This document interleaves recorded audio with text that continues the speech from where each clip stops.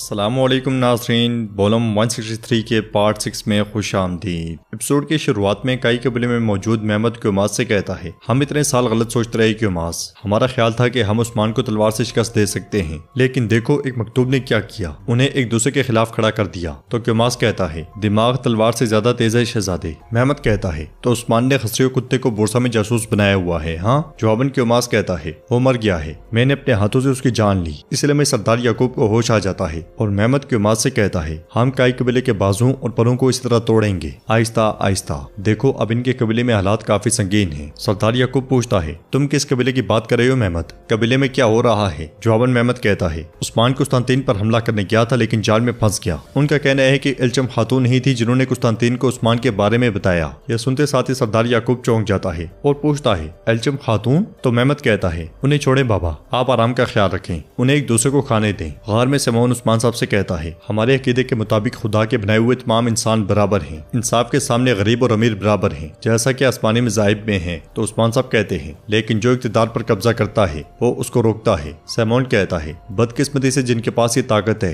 वही है जिन्होंने हमें जिला वतन किया। हम ना तो एज़निक में रह सकते हैं और ना बोरसा में, कशिश पहाड़ हमारा घर बन गया। तो उस्मान साहब कहते हैं, एज़निक सुलेमान शाह के दौर में ही तुर्कों का वतन बन गया था, क्या फिर दोबारा इस तरह की चीजें हुई? तो समौन कहता है, निकिया ईसाई मजहब के मुकद्दस तरीन शहरों में से एक है, कुछ के बाद शायद सबसे मुकद्दस। जबकि ये सल्जूकियों के हाथ में था तो बजंतीनी सल्तनत के जबर से भागने वाले राहिब एज़निक में पनाह लेते थे। अलबत्ता तुर्क हमारे साथ सबसे ज्यादा मेहरबान थे। उस्मान साहब कहते हैं, और आपने शहनशाह की चर्च की मुखालफत की, क्या इस तरह आपके लिए ज्यादा मुश्किल नहीं है? यह सुनकर समौन कहता है, हम उस रास्ते पर चल रहे हैं जिसको हम हक समझते हैं। वो खुदा को इंसान के दर्जे पर लाते हैं, वो उसके बुत बनाते हैं, वो अपने जिस्म पर सुलेब करते हैं, वो सजे हुए शबीहें और ढांचे बनाते हैं और कत्ल करते हैं। हमारा यकीन है कि खुदा एक ही है, वो हमेशा हमारे दिलों में और हर जगह हमारे साथ है। तो उस्मान साहब कहते हैं, आप भी हम मुसलमानों की तरह इसकी मुखालफत करते हैं, आप बिल्कुल फिक्र ना करें, अब से जालिम का जुल्म नहीं चलेगा, बोरसा और एज़निक जल्द ही तुर्क वतन बनेंगे और आप सब सारी जिंदगी वहीं रहेंगे। यह सुनते साथ ही राहिब मुस्कुरा देते हैं। नाज़रीन, इसके बाद हम देखते हैं गोंचा काई कबीले के कारखाने में कामकाज में मसरूफ होती है। अलाउद्दीन आता है और उसे लेकर आगे बढ़ते हुए कहता है, क्या मैंने तुम्हें आराम करने को नहीं कहा था? तो गोंचा कहती है, मुझे क्या करना चाहिए अलाउद्दीन? खेमे में बैठकर मेरा दिमाग बस बाबा के बारे में ही सोचता रहता है, क्या उस्मान साहब की कोई खबर है?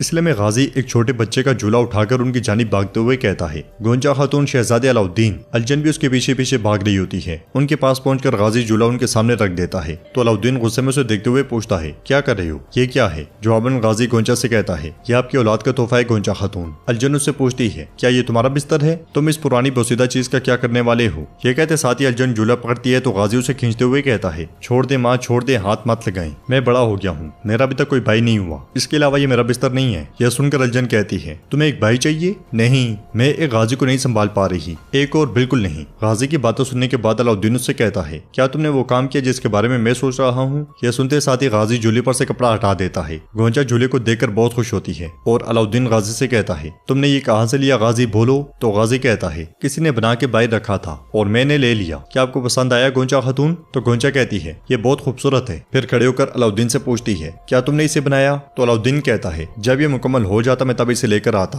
गाजी ने फिर गाजी वाली हरकत कर दी। गोंचा कहती है, ये बहुत खूबसूरत है। ये कहते साथ ही वो अलाउद्दीन से गले मिलती है। तो गाजी उसे पीछे करते हुए कहता है, मैंने ये आपको तोहफे में दिया, लेकिन आप शहजादे को गले लगा रही हैं। यह सुनकर अलाउद्दीन उसके पीछे भागते हुए कहता है, मैं अब तुम्हें गले लगाऊंगा गाजी। मगर गाजी वहां से भाग जाता है और अलजन कहती है, मेरा रब मेरा इम्तिहान ले रहा है। यह सुनकर गोंचा कहती है, ऐसे मत कहो अलजन। अलजन के चले जाने के बाद अलाउद्दीन गोंचा से कहता है, गाजी हमें मुश्किल दिनों में भी हंसाता है, इसलिए मैं गोंचा वहां पे आकर उनसे कहती है, याकूब साहब जा रहे हैं। गोंचा परेशान होती है तो अलाउद्दीन उससे कहता है, चलो तुम्हारे बाबा को अलविदा करते हैं, और इसके साथ वो दोनों आगे बढ़ जाते हैं। उधर इल्चम अपने खेमे में नमाज अदा कर रही होती है और नमाज के बाद हाथ उठाकर दुआ मांगते हुए कहती है, यार अब तू हकीकत जानता है, वो हमारे खिलाफ साजिशें कर रहे हैं और मेरे खानदान के दरमियान इख्तलाफात के बीच बोना चाहते हैं, उन्हें मौका ना देना यार, अब उनकी चालों को उन्हीं पर उल्टा दे। आमीन आमीन आमीन। दुआ के बाद वो जैसे ही उठने लगती है तो उसे पेट पे तकलीफ महसूस होती है। वो जल्दी से उठती है और पानी पीती है। बाहर से उसे आवाज सुनाई देती है, बाला खातून, हम इल्चम खातून को देखेंगे, इल्चम खातून बेकसूर हैं, हम उन्हें देखेंगे। ये सरदारी खेमे के सामने मौजूद गुंदूज साहब के कबीले के सरदार कह रहे होते हैं, जिन्हें सुनकर बाला खातून मरकजी खेमे से बाहर आती हैं और पूछती हैं, ये क्या सूरत हाल है, सरदारी खेमे के सामने क्यों शोर मचा रहे हो? जवाबन सरदार हैदर कहता है, हम इल्चम खातून को किसी और की गद्दारी पर कुर्बान नहीं होने देंगे। तो बाला खातून पूछती हैं, आप किसकी हिफाजत कर रहे हैं और किससे? हैदर साहब। यह सुनते साथ ही सरदार हैदर और उनके साथी तलवारें बेनियाम करते हुए कहते हैं, हम अपनी अमानत को उन लोगों से बचा रहे हैं जो इसमें ख्याल खयानत करते हैं। तो बाला खातून कहती हैं, हैदर साहब अपनी हदूद तोड़कर मेरे सब्र को मत आजमाएं, मैं गुंदूज साहब के नाम पर कोई हंगामा बर्दाश्त नहीं करूंगी। जवाबन सरदार हैदर कहता है, आपने इस सोच को बहुत पहले कुचल दिया बाला खातून। बाला खातून कहती हैं, बहुत हो गया, तलवारें नीचे रखें।